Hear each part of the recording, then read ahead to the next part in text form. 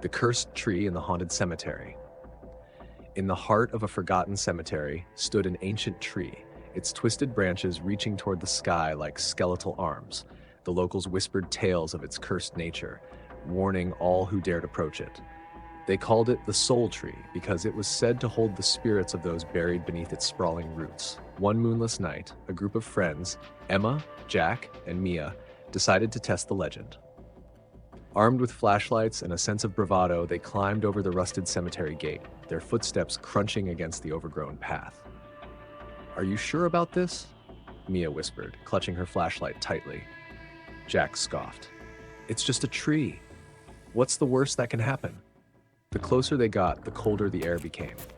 The tree loomed before them, its bark gnarled and blackened as though scorched by fire.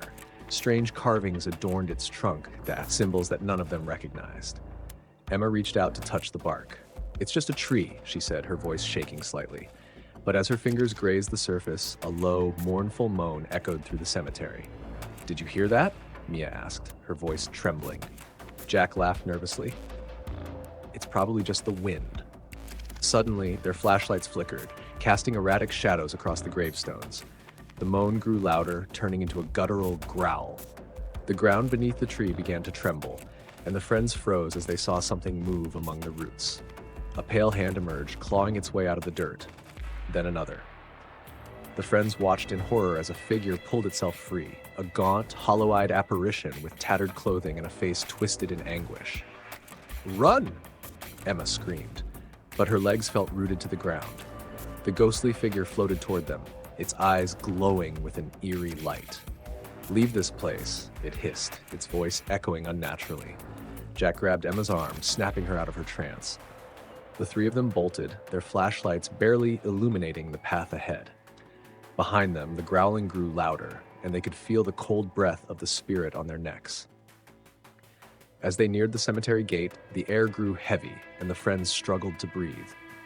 The spirit appeared before them, blocking their escape. It raised a skeletal finger and pointed toward the tree. "Return what was taken," it demanded. "What does it want?" Mia cried, tears streaming down her face. Emma's mind raced. She remembered the stories about the Soul Tree and how it was cursed after a grave robber desecrated the cemetery. "It's the carvings!" she shouted. "Someone took something from here." Emma pulled a pendant from her pocket, a trinket she had found near the tree. Trembling, she tossed it toward the ghost.